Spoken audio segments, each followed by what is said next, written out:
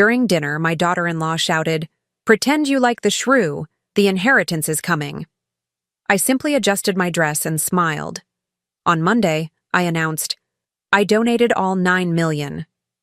I'm glad to have you here. Follow my story until the end and comment the city you're watching from so I can see how far my story has reached."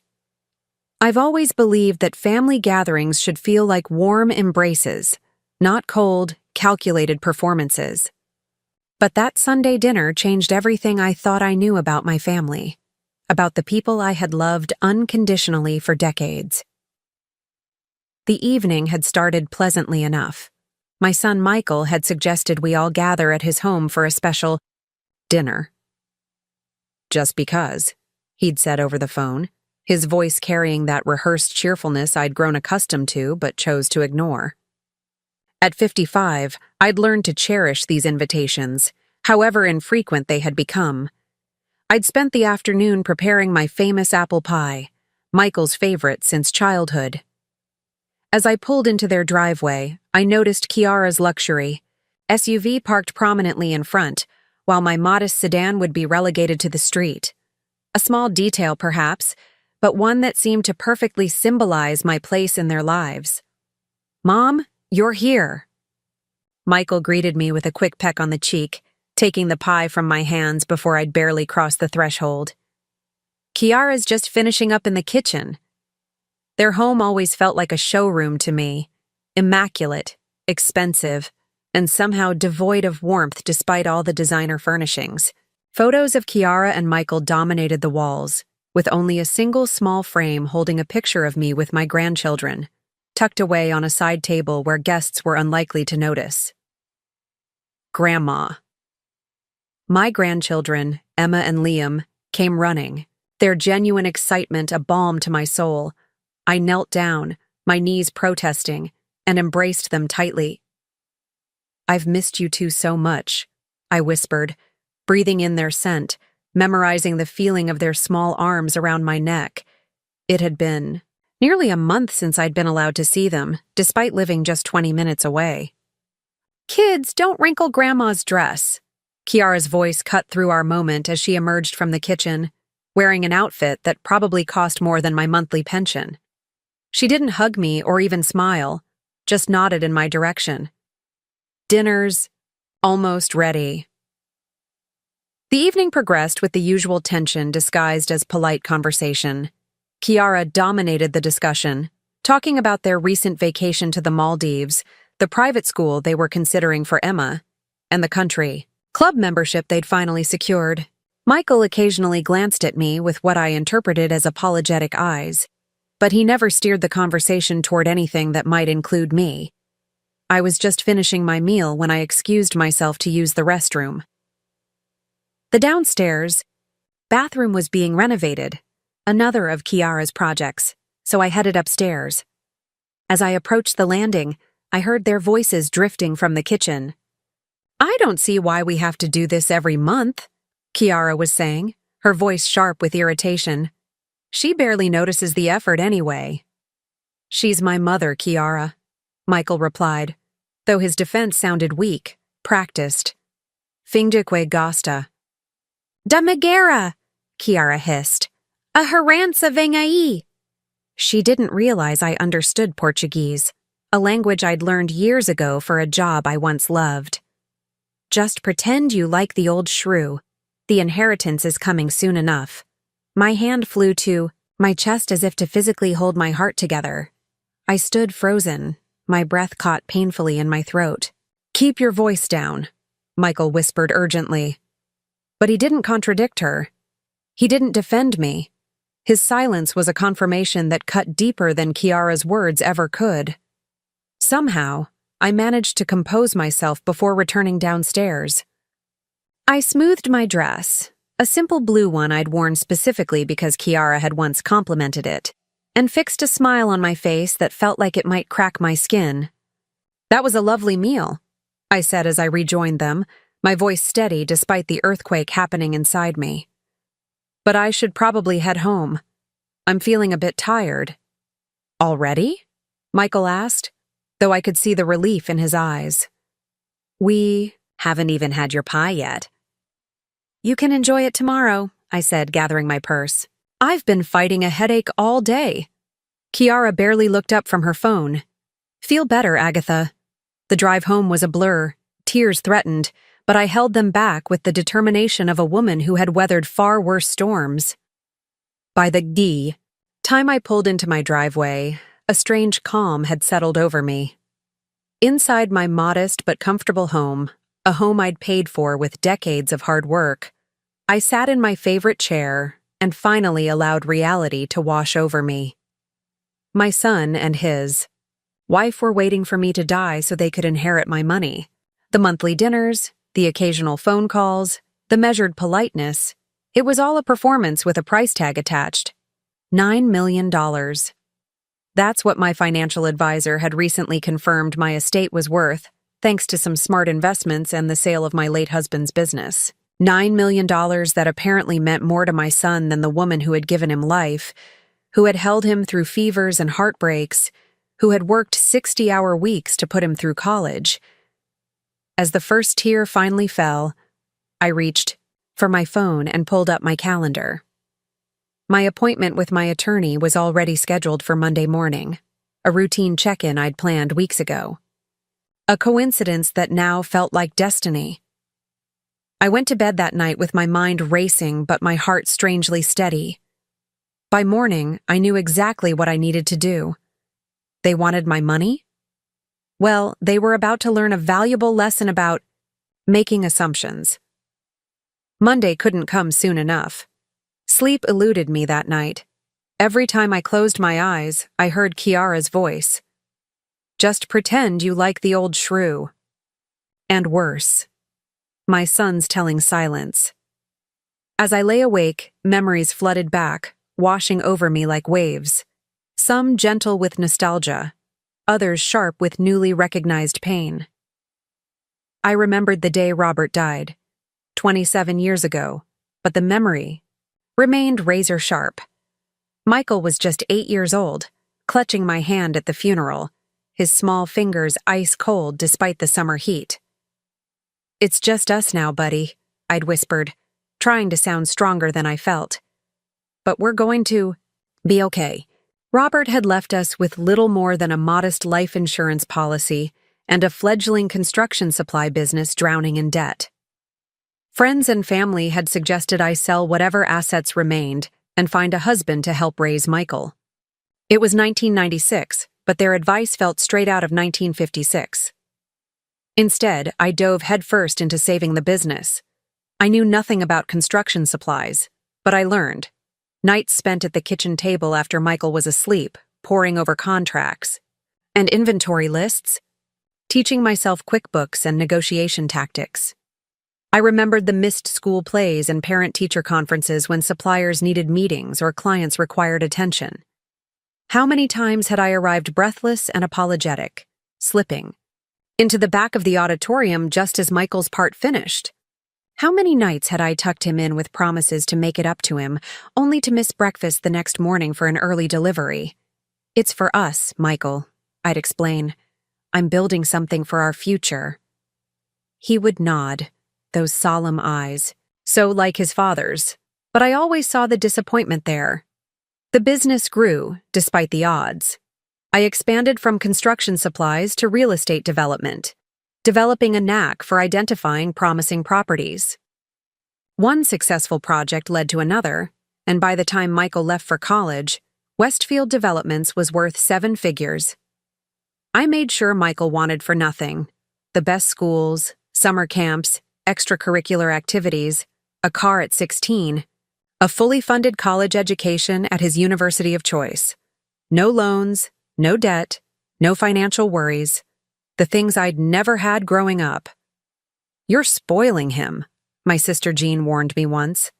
Kids need to learn the value of hard work.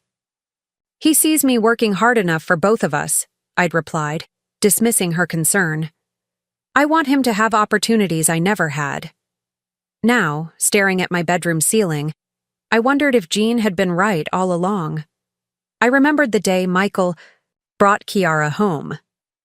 She was beautiful, charming, and clearly from a wealthy background. Designer clothes, private school education, European vacations. She treated me with polite deference, always complimenting my home or my cooking, but there was something calculated in her attention that set off warning bells I chose to ignore. "Isn't she amazing, Mom?" Michael had asked, his eyes shining with the kind of adoration I'd once seen in Robert's. Who was I to question his happiness? The wedding was extravagant. Kiara's parents contributed, but I insisted on covering most expenses. "You've worked hard enough," I told Michael, when he half-heartedly offered to help with costs. "This is my gift to you both." Kiara had hugged me at the reception, whispered, "You're the mother I never had." And I'd believed her, wanted to believe her, despite the champagne on her breath and the way she'd immediately turned to charm a wealthy guest. After the wedding, the visits became less frequent. Phone calls shortened. Invitations arrived only for holidays and special occasions. When I dropped by unannounced once with homemade soup when Michael had the flu, Kiara answered the door with barely concealed annoyance.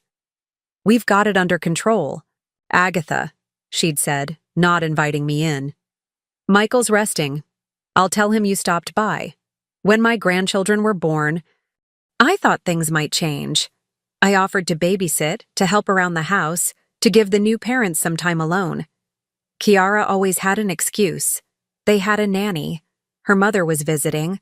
The children were on a strict schedule that couldn't be disrupted." I remembered sitting alone on Christmas Eve 4 years ago, staring at my phone, waiting for Michael's call. He and Kiara had taken the children to Aspen for the holidays. "It's just easier this way, Mom," he'd explained when canceling our traditional Christmas dinner. "We'll FaceTime you, I promise." The call never came. Just a text the next day. "Sorry, got caught up in festivities. Merry Christmas." Attached was a photo of my grandchildren opening presents in front of a professionally decorated tree in what looked like a luxury chalet. And yet, I kept giving. A generous check for their 10th anniversary. Down payment assistance when they wanted to upgrade to a larger home. Private school tuition for Emma, presented as a grandmother's gift, though I suspected Kiara simply didn't want to spend their own money. I got out of bed and walked to my home office, turning on the small lamp that cast a warm glow over the mahogany desk Robert and I had purchased when we were first married, one of the few pieces of our life together I'd managed to keep. From the bottom drawer, I retrieved a leather portfolio containing financial documents. $9 million. That's what my life's work amounted to, according to the latest valuation. The business I'd sold 5 years ago, the real estate investments, the stock portfolio I'd carefully curated, all of it now reduced to a number that my son and his wife were waiting to inherit. Had that been my value all along? Not the bedtime stories or band-aids on scraped knees, not the encouraging notes in lunchboxes or the proud tears at graduation. Just a dollar figure they were waiting to claim. Dawn was breaking by the time I closed the portfolio. A new day. And with it, a new resolve. I showered and dressed with particular care, choosing a tailored charcoal suit I usually reserved for business meetings. My attorney's office opened at 9. I intended to be his first appointment. As I backed out of my driveway, my phone chimed with a text from Michael. "Mom, you left so early last night. Everything okay?" Kiara was wondering if you could watch the kids this Saturday. Her cousin's getting married and children aren't allowed at the reception. I set the phone down without replying. For the first time in decades, Michael could wait for an answer. I had more important matters to attend to. Walter Hayes had been my attorney for 20 years. He looked surprised, but pleased when his receptionist announced my arrival. "Agatha, good to see you," he said, rising from behind his desk to greet me. "Our appointment wasn't until Friday, was it?" "Something's come up, Walter," I replied, settling into the chair across from him. "I need to make some changes to my will, significant ones, today." His eyebrows rose slightly, but he nodded. Reaching for a legal pad, I'm listening. I took a deep breath and began to outline my plan. A plan that would teach my family the most important lesson about wealth they'd ever receive. Are you absolutely certain about this? Walter asked when I finished. I thought of Kiara's dismissive words, of Michael's complicit silence, of all the years I'd tried to buy love that should have been freely given. I've never been more certain of anything in my life, I replied. Walter's office felt different as I left that morning, lighter. Somehow, as if the weight I'd carried for years had been transferred to the papers now tucked safely in his filing cabinet. The revised will was done, but my investigation was just beginning. Take some time to reflect on this decision, Walter had advised, concern evident in his eyes. Major changes made in the heat of emotion. This isn't emotion, Walter. I'd interrupted. This is clarity. For the first time in years, I'm seeing my situation exactly as it is. The truth was, I needed proof. Not for legal reasons, but for my own peace of mind. I needed to confirm whether my entire family viewed me as nothing more than a walking inheritance, or if Kiara was the puppet master pulling everyone's strings. Over the next week, I became a detective in my own life. I started with phone calls to relatives I hadn't spoken to in months. My niece Jessica sounded genuinely pleased to hear from me, chatting about her nursing program until I casually mentioned I was considering making some changes to my financial arrangements. Her tone shifted immediately. Oh? What kind of changes, Aunt Agatha? Just some restructuring. Nothing dramatic, I replied vaguely. How's your mother doing? By the end of our call, Jessica had promised to visit soon, something she hadn't done in over a year, and had mentioned my situation 3 times without specifics. Within 2 hours, my sister Jean called. Agatha, is everything all right? Jessica mentioned you might be having financial concerns. The speed at which this information traveled was telling. Everything's fine, Jean, I assured her. Just doing some estate planning. Well, you know we're always here for you, she said, her voice overly warm. We should get together soon. It's been too long. I agreed, knowing full well it had been Jean who'd canceled our last 3 lunch dates. As I hung up, I made a note in the small leather journal I'd started keeping. The evidence was mounting. Next, I examined my bank statements from the past 5 years. The pattern was undeniable. Substantial withdrawals coinciding with Michael and Kiara's major life events. $20,000 for their anniversary trip to Italy. $35,000 toward their home renovation. $15,000 for Emma's private school deposit. I'd always viewed these as gifts freely given. Now I wondered, had they been expected? Demanded even in subtle ways I'd been too blind to recognize? More troubling were the small regular transfers to Michael's account, $500 every month for the past 3 years. I'd started them when he mentioned some temporary financial strain, intended as a short-term help. Yet they'd continued, unacknowledged, unmentioned, simply accepted as if they were his due. I called my financial advisor next. Richard, has Michael ever contacted you directly? I asked after exchanging pleasantries. A pause. He has, actually. About 6 months ago. He was inquiring about your portfolio value and retirement projections. Another hesitation. I assumed you'd authorize the conversation. I hadn't. What information did you share? Nothing specific, Agatha. I told him he'd need your written permission for details. But I did mention your assets were substantial. Was that inappropriate? No, Richard. You did the right thing. I'm just trying to get my affairs in order. My journal entries grew longer each day. Small incidents I'd previously dismissed now appeared in a sinister light.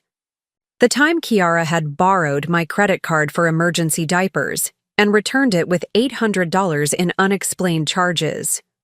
The family heirloom jewelry that had unfortunately been damaged during a house cleaning.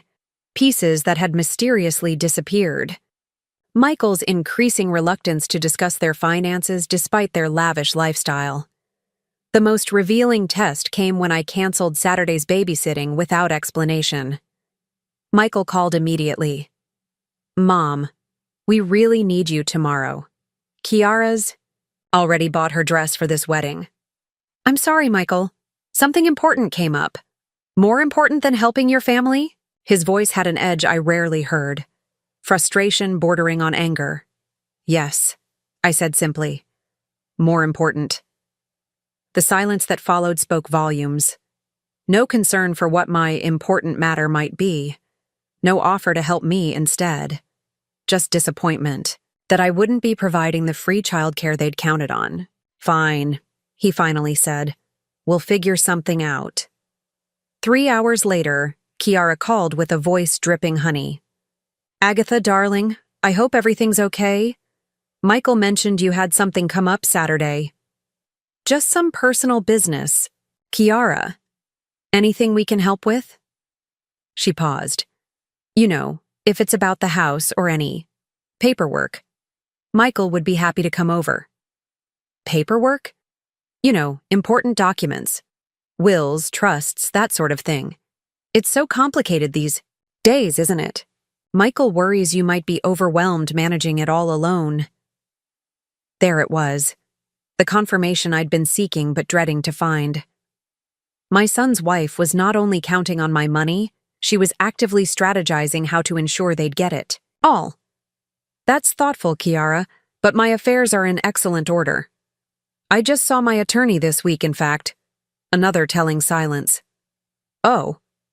Was there a particular reason?" "Nothing for you to worry about," I assured her. A new steel in my voice that I could tell caught her off guard. After we hung up, I sat in my garden, watching the sun set over the roses Robert and I had planted decades ago. The evidence was irrefutable. My family, or at least the part of it I'd prioritized for years, saw me as nothing more than a future inheritance. The realization should have crushed me. Instead, it crystallized my resolve.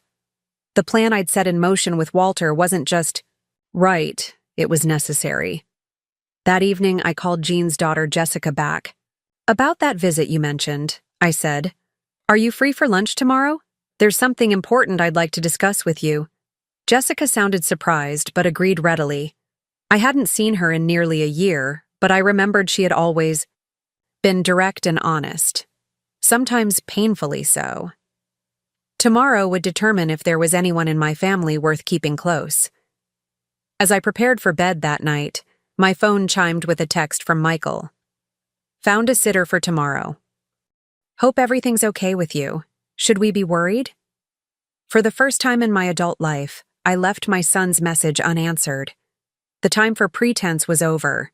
In 1 week, I would gather them all together and reveal my decision, a decision that would change our family dynamics forever. I slept soundly that night, more at peace than I had been in years. The truth, however painful, was infinitely preferable to the beautiful lies I'd been telling myself for so long. Lunch with Jessica proved surprisingly emotional. We met at a small cafe near her nursing school, and for the first time in years, I didn't feel like I was performing some prescribed role of generous aunt. She arrived breathless, her scrubs barely concealed under a light jacket, apologizing for not having time to change after her clinical rotation. "You look perfect," I assured her, meaning it. There was something refreshing about her disheveled authenticity. Our conversation started with casual catch-up, but when the food arrived, I steered us toward more substantial matters. "Jessica, why did you really call me back so quickly after our last conversation?" She paused, fork midway to her mouth, then set it down with a sigh. "Honestly, Mom made it sound like you might be having money problems. She said we should strengthen family connections in case you needed support." Her eyes met mine directly. "But that's not it at all, is it?" "No," I confirmed. "Quite the opposite, actually." I didn't share the details of what I'd overheard or my revised will, but I did ask about family perceptions. Jessica didn't hold back. "Everyone knows you've done well, Aunt Agatha. And I'm sorry to say it, but some people talk as if your money is already spent. She twisted her napkin uncomfortably. Michael and Kiara especially. They mention your estate at family gatherings you're not invited to. The confirmation stung, but I appreciated her honesty. And you? What do you hope to get from me, Jessica? Her eyes widened, then narrowed with hurt. Nothing. I have student loans and a tiny apartment, but they're mine. I don't want handouts. Not even from family. She hesitated. Is that why we haven't seen much of each other? Did you think I was after your money too? The question hit harder than I expected. Had I been so focused on Michael and his family that I'd unfairly pushed others away, assuming similar motives? I think I've been blind in many ways, I admitted. But I'm seeing clearly now. By the end of lunch, I'd invited Jessica to the family gathering I was planning for the following weekend. Just be prepared, I warned her. It might get uncomfortable. Family gatherings usually are, she replied with a wry smile. But I'll be there. The next phase of my plan required more courage. I called Michael that evening and invited myself to dinner at their house, a reversal of our usual arrangement that clearly caught him off guard. Tomorrow? Let me check with Kiara. I'm not asking Michael, I said firmly. I'm telling you I'm coming for dinner at 6:30. I've been cooking for you for decades. I think you can manage one meal. His stammered acceptance told me everything. I needed to know about the shifting power dynamics between us. When I arrived the next evening, the house was in obvious disarray. Kiara greeted me with a fixed smile, her hair perfectly styled but strain evident around her eyes. Agatha, what a surprise to have you join us. Is it? I asked, removing my coat and handing her the bottle of wine I'd brought. I thought family dinners were meant to be a regular occurrence. The children's genuine delight at seeing me twice in 1 week was the only bright spot in an otherwise tense evening.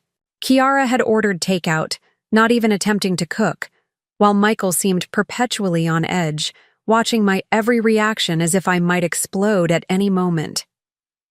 Halfway through dinner, I placed my fork down deliberately. I've made a significant decision that affects the family, I announced.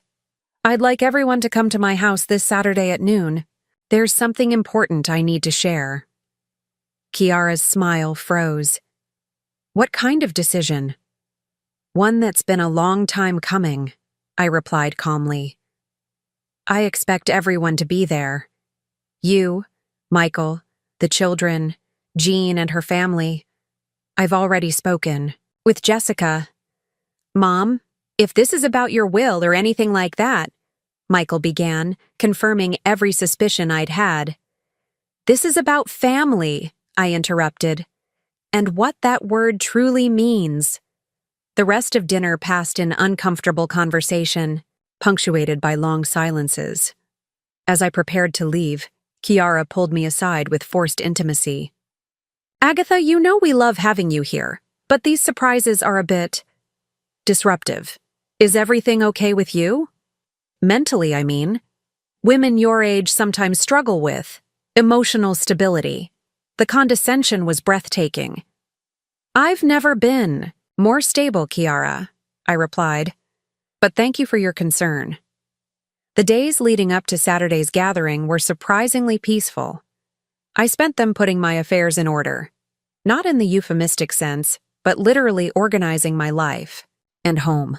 I cleaned closets, sorted photographs, and prepared the formal dining room I rarely used.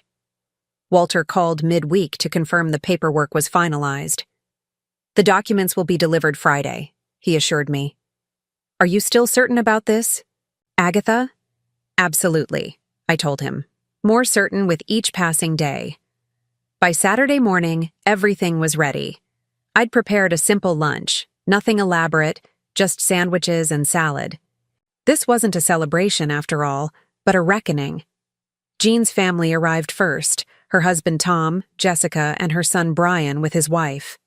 They seemed nervous but genuinely pleased to be invited. Michael, Kiara, and the children arrived precisely. At noon, Kiara wearing what I recognized as her important meetings outfit, complete with the pearl necklace I'd given her for her 30th birthday. Once everyone was seated in the living room, I remained standing, acutely aware of the weight of the moment. "Thank you all for coming," I began. "I've recently had cause to reflect on what family truly means and what my legacy should be." The room grew silent. I could practically hear the calculations running through Kiara's mind. For years, I've worked to build financial security. First, for Michael after his father died, then for myself in retirement. I've been fortunate. My investments have done well. I paused, looking directly at Kiara. "Very well, in fact." Michael shifted uncomfortably. Kiara's smile grew more predatory. "I've realized, however, that money without values isn't a gift. It's a burden, perhaps even a curse."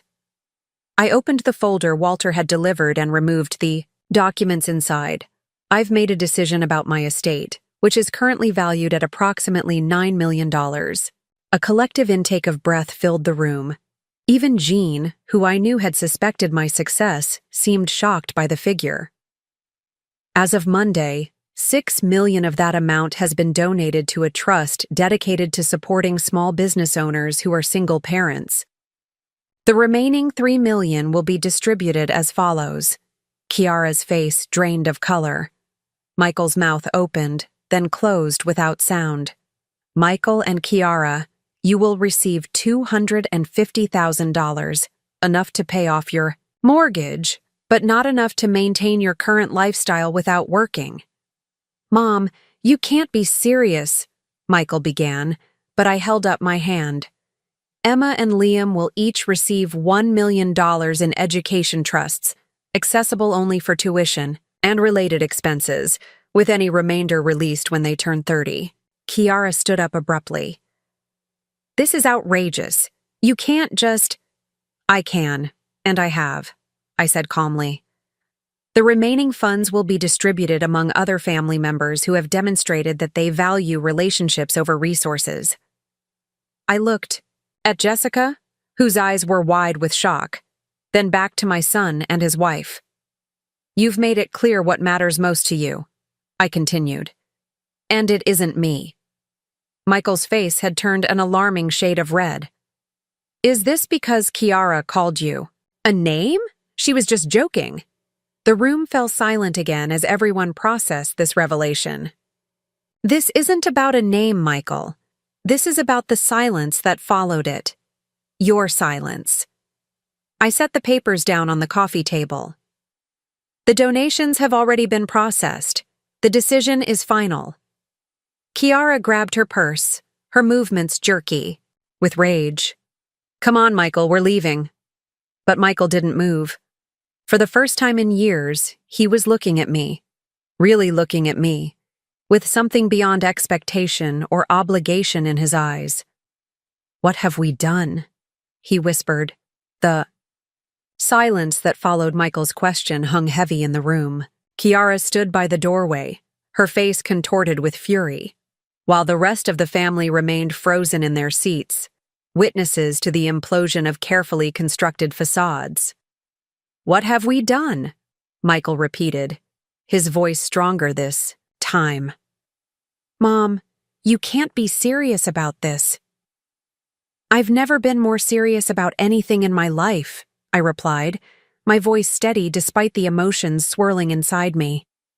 Kiara marched back across the room, her designer heels clicking aggressively against my hardwood floors. "This is elder abuse," she declared, pointing a manicured finger at me. "You're clearly not in your right mind. We'll contest this." Jessica stood up then, surprising everyone. "Aunt Agatha seems perfectly lucid to me," she said quietly. "Maybe, instead of threatening her, you should consider why she felt the need to do this." Kiara rounded on her. "Stay out of this. You're just happy because you're getting a piece of what should have been ours." "I didn't even know there was money involved. Until 5 minutes ago," Jessica shot back. "Some of us actually care about Aunt Agatha as a person." Jean cleared her throat. "Perhaps we should all calm down and—" "No," I interrupted. No more calming down. No more pretending. This family has swept too much under the rug for too long. I turned to Michael, who looked as though he'd aged 10 years in the past 10 minutes. I heard what Kiara said about me at dinner last week. I heard her call me a Megara and talk about waiting for my inheritance. And I heard your silence, Michael. Gasps and murmurs rippled through the room. Emma, who at 9 was old enough to understand the tension, if not its cause, pressed herself against the sofa cushions as if trying to disappear. It wasn't like that, Michael stammered.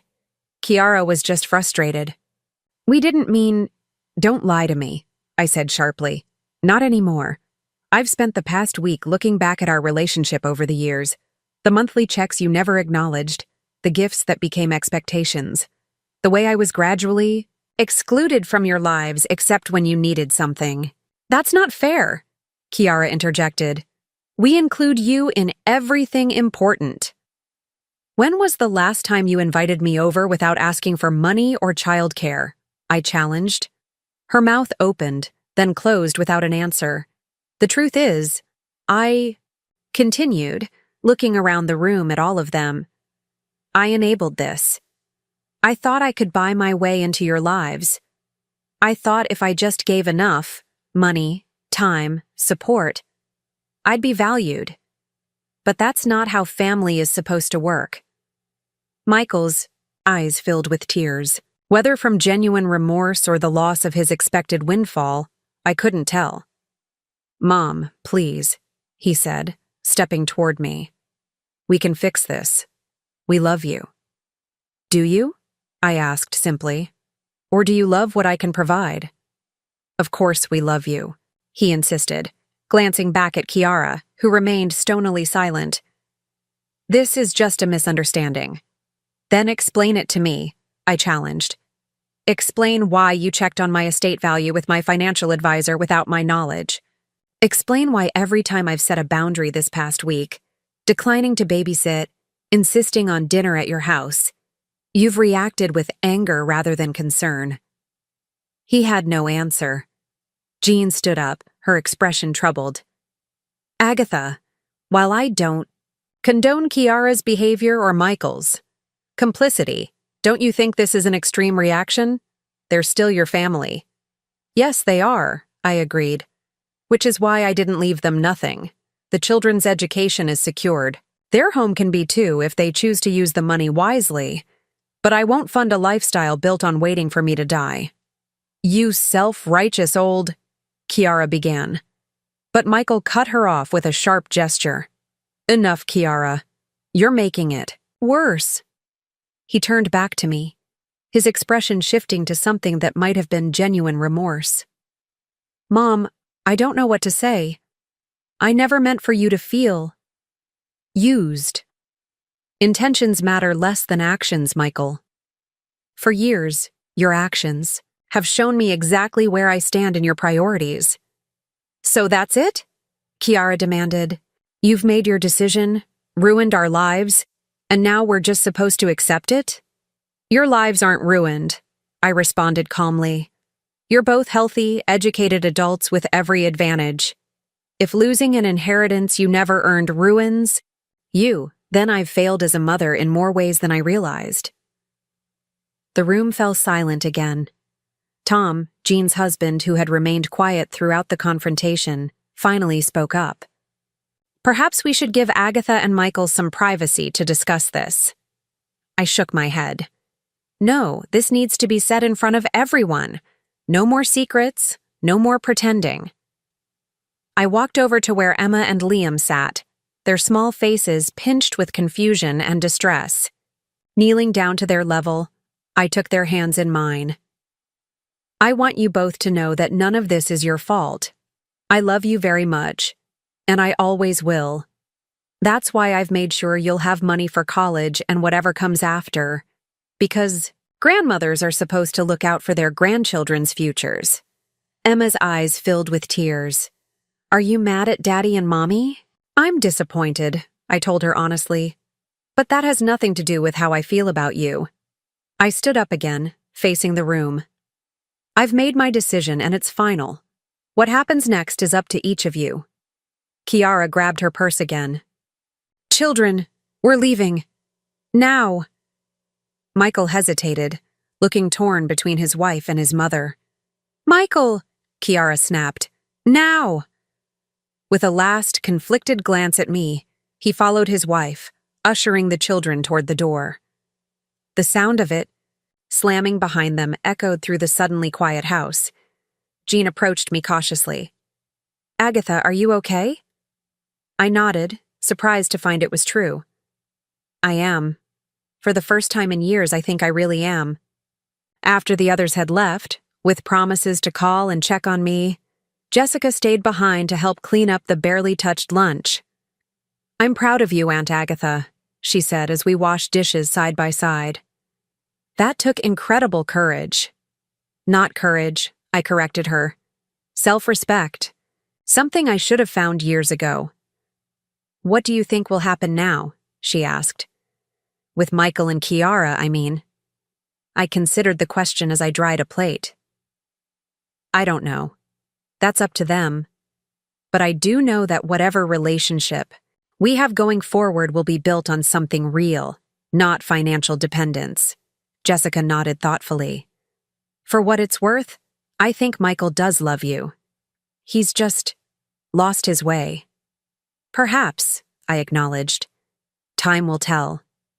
After Jessica left, I sat alone in my garden, watching the sunset paint the sky in shades of pink and gold.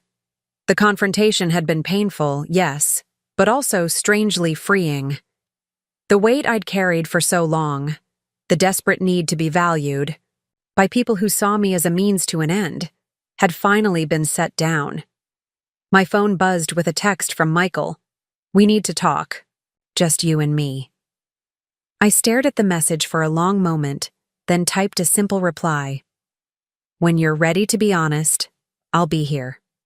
The future was uncertain, but for once, that didn't frighten me. I had spoken my truth. I had stood my ground. Whatever came next, I would face it with the dignity I had finally reclaimed for myself. 3 weeks passed before I heard from Michael again. 3 weeks of surprising peace, interrupted occasionally by worried calls from Jean or thoughtful texts from Jessica. 3 weeks of rediscovering who I was beyond the role of the bank of mom. I planted a new rose garden, joined a book club at the local library, and even accepted a dinner invitation from Walter and his wife, my first purely social engagement in longer than I could remember. Life continued, simpler but somehow richer than before. When Michael finally called, his voice sounded different. Humbled, perhaps even genuinely contrite. Can we meet somewhere? He asked. Just us. No Kiara. We arranged to meet at a small cafe downtown, neutral territory for what promised to be a difficult conversation. I arrived early, claiming a quiet corner table and ordering a cup of tea to steady my nerves. When Michael walked in, I barely recognized him. Gone was the polished, confident man who'd sat in my living room 3 weeks ago. This Michael looked tired, his clothes slightly rumpled, his shoulders hunched as if carrying an invisible weight. Mom, he said simply, sliding into the chair across from me. Michael. I kept my voice neutral, waiting. He stared down at the table for a long moment, before meeting my eyes.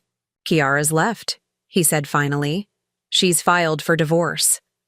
Whatever I'd been expecting, it wasn't this. I'm sorry, I said, and meant it. Despite everything, I had never wished for my son's marriage to end. Don't be, he replied with a bitter laugh. It turns out when the money disappeared, so did her interest in being my wife. He ran a hand through his hair. She wanted me to contest the will, hire lawyers, declare you incompetent, whatever it took to get the inheritance back. When I refused, she said I was choosing you over her and the children. And the children? I asked, my heart tightening. We're working out custody. His voice cracked slightly. She's angry, but she won't keep them from me, or you. In fact, she told them you weren't their grandmother anymore, and Emma got so upset that Kiara had to backtrack.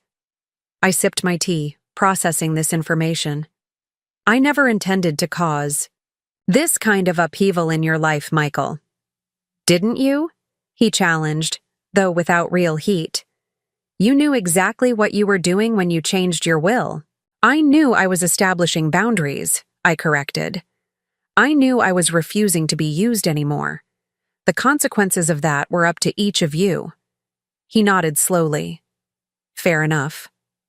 He hesitated, then added, I've been doing a lot of thinking these past weeks about the kind of son I've been, the kind of man I've become. And? I prompted when he fell silent. And I don't like what I see, he admitted. Somewhere along the way, I started measuring my worth by what I owned, what I could show off. I married a woman who reinforced that mindset, and I took you for granted. Yes, I agreed simply. You did. I remember how hard you worked after Dad died, he continued. The long hours, the stress.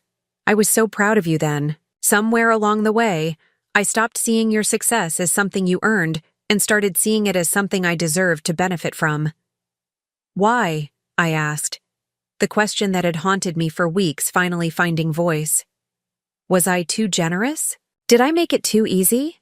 Michael considered this. Maybe partly, but that's not an excuse. I was an adult making choices. Bad ones. He met my eyes directly. I let Kiara's attitude toward you go unchallenged because it was easier than standing up to her. I accepted your financial help without gratitude because it was easier than living within my means.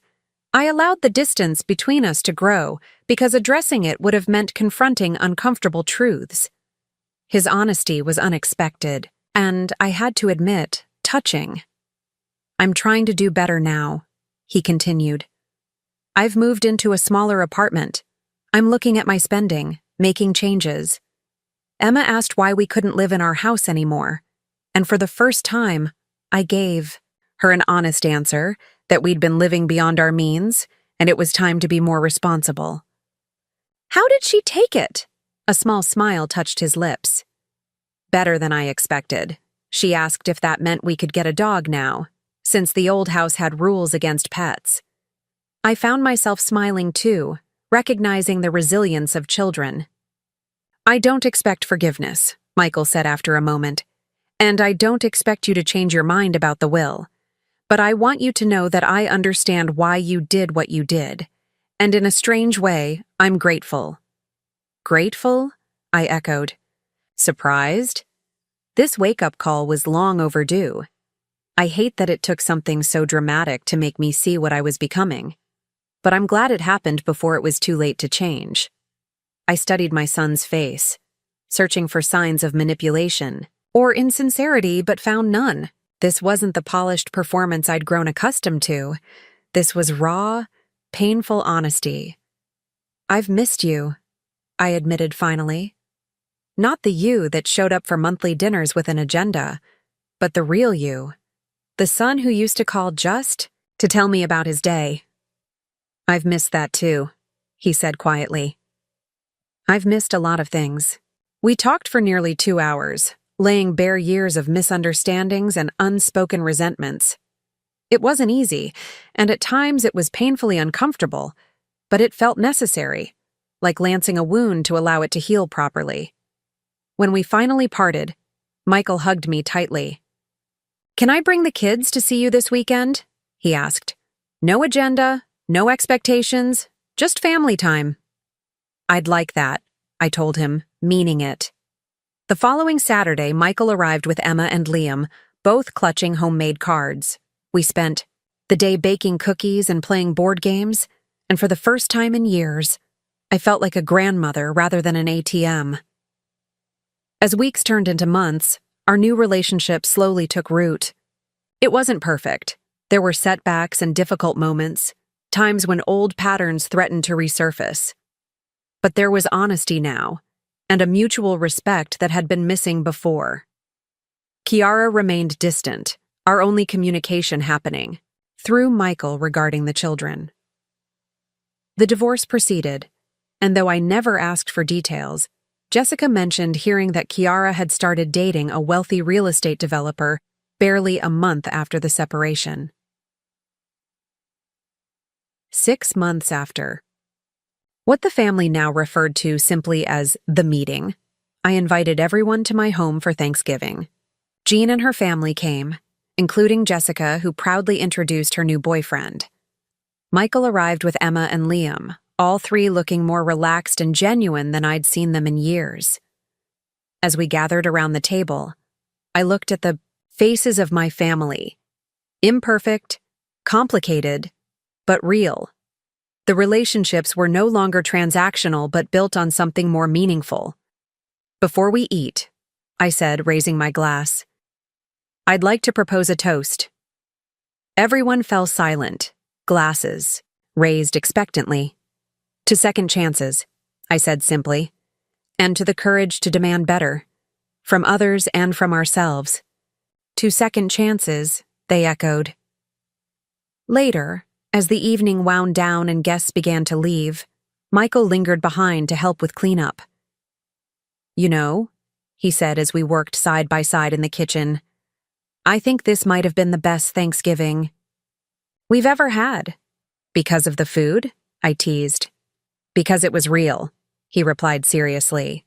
No pretending, no hidden agendas. Just family being family. Messy and honest. I smiled, realizing he was right. The inheritance that had once threatened to divide us had, ironically, cleared the way for something far more valuable: authenticity. That night, after everyone had gone, I sat in my garden wrapped in a warm blanket against the November chill. The stars shone overhead, and I found myself speaking aloud to Robert as I sometimes did when I was alone. You'd be proud, I told him. Not of the money or the business success, but of this. Finding the courage to demand dignity, to insist on being valued for who I am rather than what I have. A gentle breeze rustled the leaves, and I could almost imagine it was his response. Some inheritances, I realized, weren't measured in dollars, but in the strength to stand up for yourself, in the wisdom to know your own worth, and in the peace that comes from living with integrity. That was the true legacy I hoped to leave behind.